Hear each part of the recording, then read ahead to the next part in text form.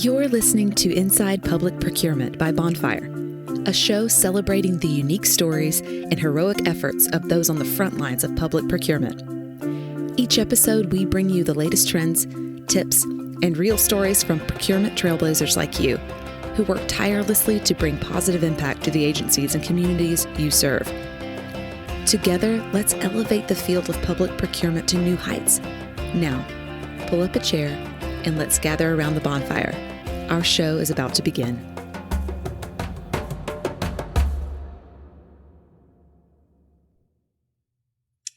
Hello and welcome to the Inside Public Procurement podcast. My name is Rachel Friesen, and I am the Director of Client Experience at Bonfire, an e-procurement solution used by over 500 public agencies in North America.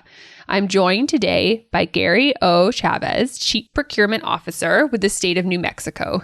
Gary has been with the state for 17 years, with the last 10 years as the Bureau Chief Procurement Officer for the New Mexico Human Services Department. Prior to joining New Mexico Human Services Department, he was an IT business analyst / executive procurement officer at the General Services Department / State Purchasing Division, which included being the RFP trainer for the state of New Mexico. He is also proud to be part of the New Mexico Edge instructional staff for certifications of chief procurement officers. His education and years of experience enable him to assist those in procurement to grow, to learn, and pass along knowledge to other procurement professionals. He currently is in his second year of being the president of the New Mexico Public Procurement Association NIGP chapter.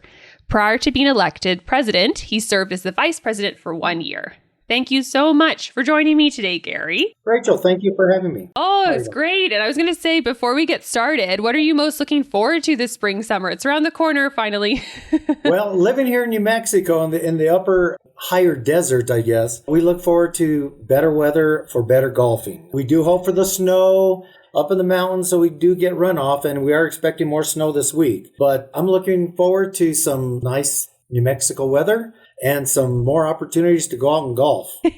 That's perfect. I think as a Canadian hearing that, in my head, I'm thinking, oh, isn't every month golf season month for New Mexico? But it's good to hear from a local. There is the key times of year where it's advantageous to get out there on the course. Oh, that's great. Well, Gary, it's so varied for every single person, I find, of how they got into purchasing or procurement. It's rarely a very intentional path where that was their goal from the get-go. So are you able to share with myself and everyone how you ended up in procurement? Well, I ended up in the procurement field in a roundabout way. 19 years ago, about 20 years ago, I always call this my second life because in a previous life, I was a school teacher and I was into education. And I was actually a education director at a correctional facility. And my wife got sick. She ended up contracting a disease called scleroderma, very rare disease. And so at the time, she tried to continue working. We tried doing life as normal. And it just got to a point where I decided to quit working, pull out the retirement that I had as a teacher and when I did work with the state previously. So I took up about 10 years of retirement just to stay home and take care of her. The disease took her life in about 16 months. She had a life expectancy of 10 years, but I did take her life in 10 months. So after this happened, I kind of was wondering what to do again and go back into teaching. And a friend of mine who worked with the state of New Mexico called me up and said, hey, I have this position available. It's a startup position. It's low on the ladder, but you're getting in with the state. It's working with me and it's working in procurement. And I said, well, what is that? And he said, well, it's dealing with contracts and things like that. And I said, okay, I've done that before in my previous jobs, working in contracts. So I started working at the Department of Health as a purchasing agent, and I just got the bug from there. And since then, going on 17 years now that I've been with the state of New Mexico working in the procurement field. It's interesting, that sort of second chapter that led you to where you are now. I was wondering, actually, you mentioned the contracting skills carrying over. When you think back to your time in the teaching profession, is there any other skills or initiatives or whatnot that translated over and helped you in this new scope that you have or in purchasing? Well, I think everything in my background from the educational field, and I used to be a coach also. I grew up wanting to be a teacher coach like the rest of my family. And I think the teaching environment kind of fit perfectly into the procurement world because now we do trainings and I treat it just like a regular classroom. So I do my classroom management with that. And it's our observation and the evaluation, reevaluation of how we do procurement fits perfectly well in the education field. So I kind of feel in a roundabout way, I was being mentored in a way to be a procurement person because these two positions go hand in hand.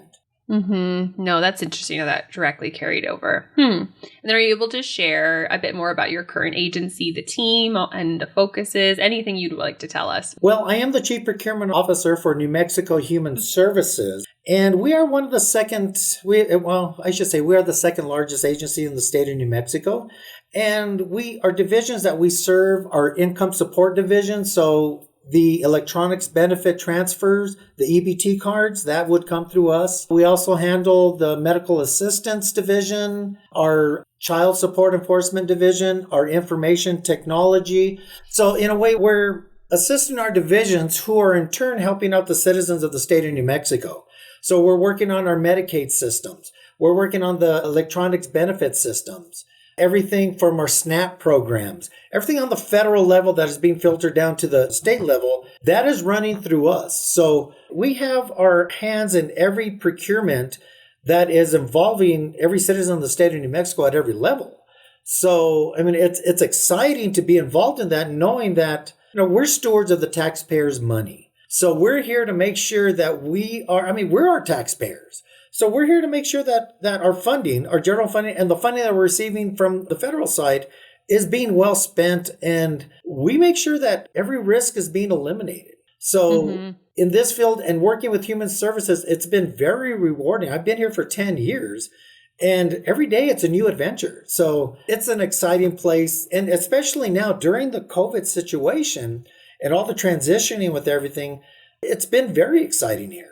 No, that's great. Such a broad scope. So I can see how, not even every day is different. Every year is different, to your Exactly. point. So you get that constant variety and scope expansion. And then you mentioned risk. I actually wanted to fixate on that for a moment. So what approaches and tactics have you and your team taken that have prioritized risk elimination and transparency that you'd like to share or you're proud of? Or just you even want to share, what we've evolved, how we've done that. Our initial attempt wasn't as refined as it could have been. Well, being with I was at state purchasing prior to coming to Human Services, and I was the RFP trainer for the state of New Mexico while I was there. So one of the things that we always spoke about is eliminating the risk and transparency. That's the main thing that we like to discuss with the state of New Mexico is we'll make sure we want to be transparent, treat our vendors equal and fair and competitive. What I transferred that over to Human Services to make sure that we communicate very well, to make sure that our knowledge is kept up on the New Mexico State Procurement Code,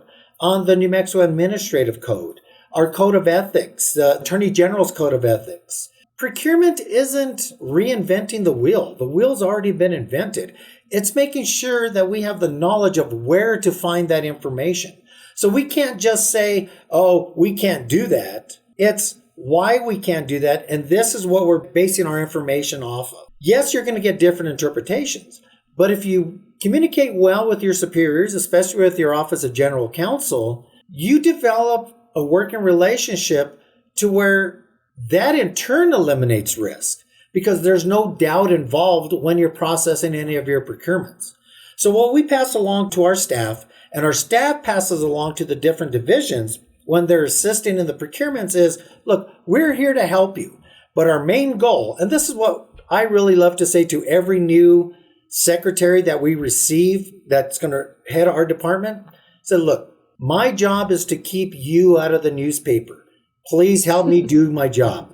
We want to stay out of the newspapers, out of the news. We want to make sure that any IPRA, any inspection of public record that's requested, we're providing saying, look here, we have nothing to hide. This is how we run our procurements. We eliminate all risks. So it's a continuation of that ideal of let's be open, let's be honest, let's make sure that we are communicating at the best level that we can. Yeah, no, 100%. And you mentioned for those that are the new secretaries, I think was your example, but I might be fumbling on the title. Yes, okay. That's correct. Getting a nod, everyone. And then on that note, for those, if you can even think back to a former version of yourself when you were entering, because we do hear a lot of the time for those listening to the podcast that they're either transitioning into purchasing for the first time or from private to public. And you mentioned how the standards have already been set. It's just leveraging those to follow them. Like, how would you guide those individuals and how you would navigate resources or where to look if they're entering government purchasing, but with that prioritization of risk elimination too from the get-go? Well, one of the main things I would look at, and I use myself as the example, because the reason I give so many trainings or open myself up to podcasts or any time that we can talk about procurement to our New Mexico Public Procurement Association, I will, because I tell people, look, somebody taught me. Somebody showed me where I could find the information. It's not knowing everything. If you can quote out of the procurement code, great for you. But the important part is where to find the information. We can't just jump off the handle and say, here's your answer. Sometimes you need the definition of where to find it. So it's knowing your resources. It's networking with other procurement people. Here in the state of New Mexico, we have the chief procurement certifications.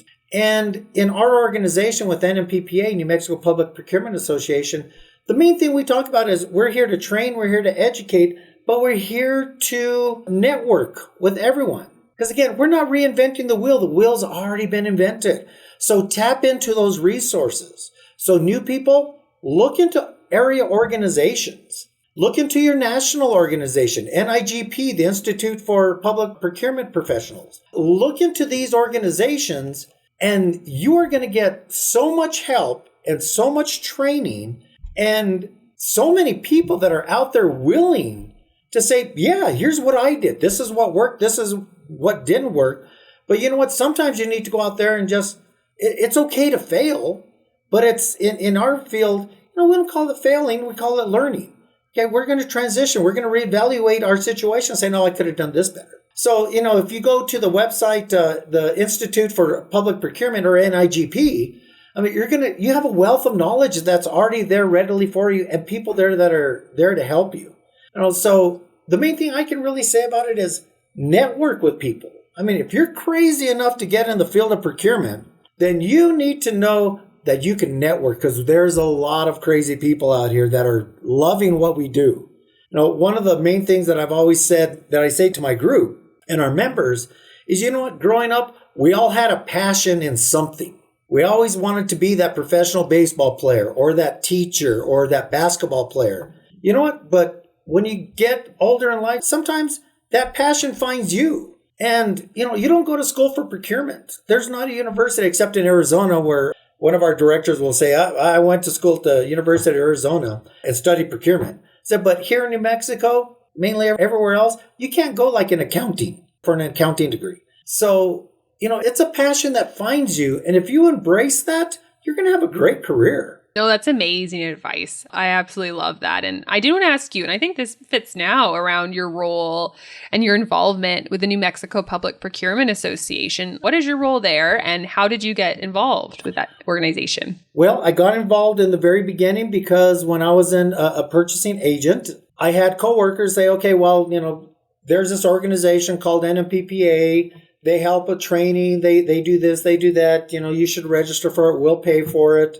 So I joined at that time, and throughout the years, said somebody helped me in the beginning. Well, this organization helped me in the beginning. It opened my eyes to there's a lot more out there than what we really think is. So I took advantage of joining this, and throughout the years, when I was at state purchasing with General Services and I was the RFP trainer, they invited me to go and give presentations. So I was able to present to NMPPA, and after that, I decided, okay, I've done my part as a member, as a presenter. It was right around board election times. And I said, I think would like to serve on the board. And I reached out to some of the board members and they suggested, you should run for vice president. And I decided, okay, sure, I'll go and do that. And I won for vice president, and that was 3 years ago. So I was able to serve for a year. And after my first year, our president decided not to run for re-election, or she was unable to run for re-election. So the board members encouraged me and nominated me to run for president. And I thought it was a great honor. So I said, I accept, I'll go and run. And I was able to run against some very talented individuals that wanted to be president also, that are still members for NMPPA.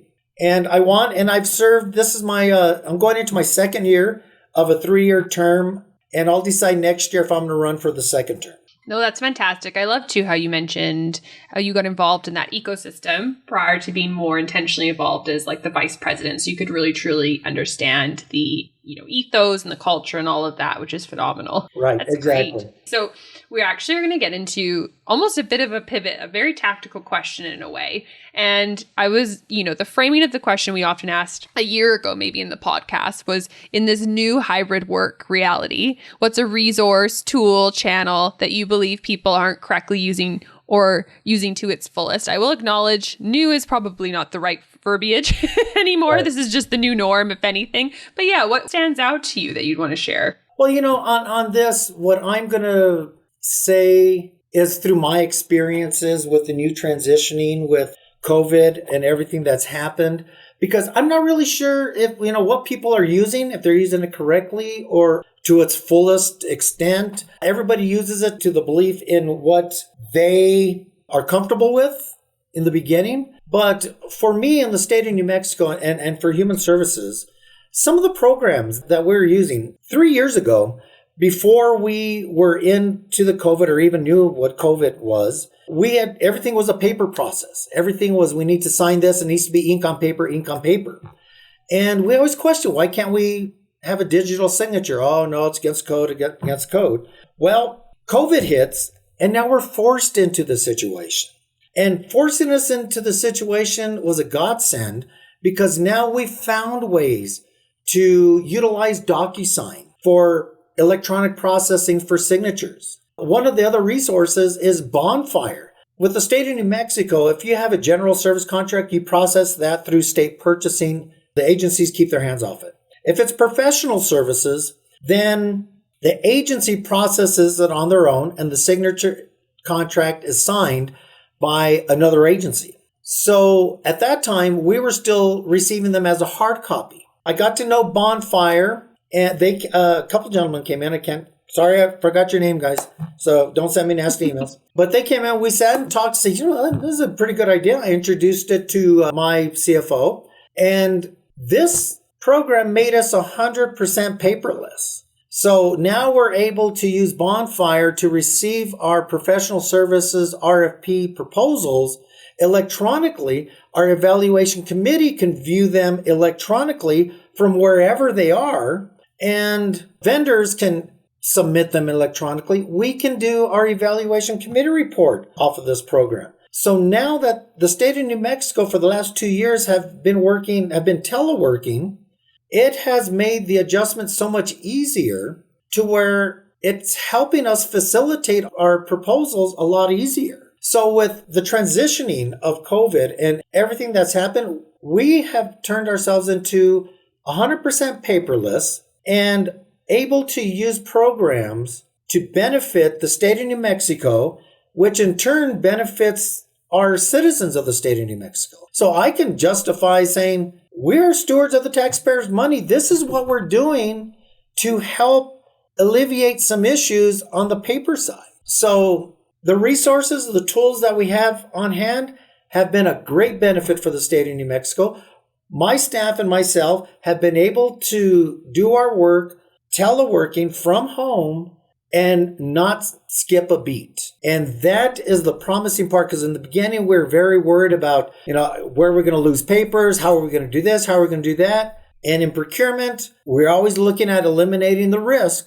So when we brought these programs on board, it reassured us that everything's going to be okay. No, that's great. There's a quote that I'm 100% going to botch and probably attribute wrongly, but it's something along the lines of, years of progress can happen in a week. And COVID, it seems like it was a version of that for this sector. I'm curious, do you believe that? Do you think that it has changed sort of the mentality for those in procurement going forward? Absolutely. Yeah. Mm-hmm. And for the better. Mm-hmm. It has enabled us to be able to work from home when bad weather days. Because, those of you that don't know, I'm in Santa Fe, New Mexico. So my elevation here is about 6,500 feet. We have great ski resorts here in northern New Mexico. So we do get our fair share of snow. So when we do have a snow day, we're able to still do our work. It makes us a little bit more accountable also. We want to make sure that we are at home in front of our computers, that we're not missing the email. We're not missing a Teams call. Microsoft Teams is another example of program that I'd love to give a shout out for, because that's where we have all of our team meetings now. We can call each other up and have our conversations if something comes up. We're available. The bad part is now we're available 24/7. So I'm getting the emails at 6 in the morning and 9 o'clock at night because no one's traveling anymore. Everyone's waking up saying, oh, I have a question. I just remembered. And they'll shoot an email. So there's pros and cons. Doesn't mean, and I tell my staff, you know what? 8 o'clock, turn it on. 5 o'clock, turn it off. Family comes first. We have to remember that. Family comes first.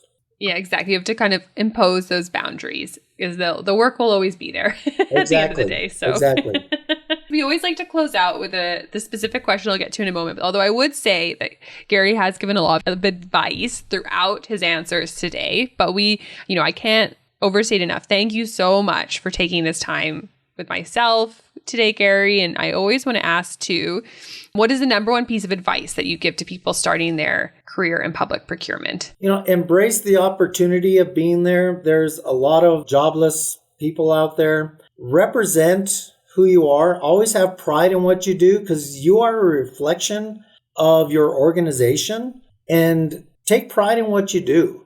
Embrace what you're in the field to do. We're here to procure. We're here to get the services that are needed out there. We're here to make sure that we procure it correctly. Like I said earlier about our passion, you're going to find that you're going to be so involved in learning that you're going to find that it becomes a passion for you, and you're going to want to continue to learn more. And believe me, there's plenty of resources out there. Again, NIGP, a great organization to reach out to be a member of, to get your certifications from, and they're always willing to help. Every procurement person that is in this field started from the very beginning, and we're still here. Some of us have whiter hair, longer hair, and no hair. But you know what? It turns into a passion, and it is a great field to go into. You just have to give it a chance to grow on you. But use your resources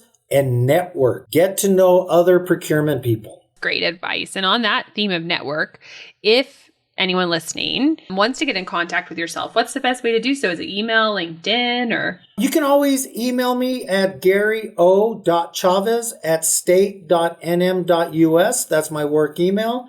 I respond to all my emails as quickly as possible, as long as you don't ask any of the people that email me from work. But I'm always available to assist any procurement person from wherever you are. We're a big organization, and we are here to help.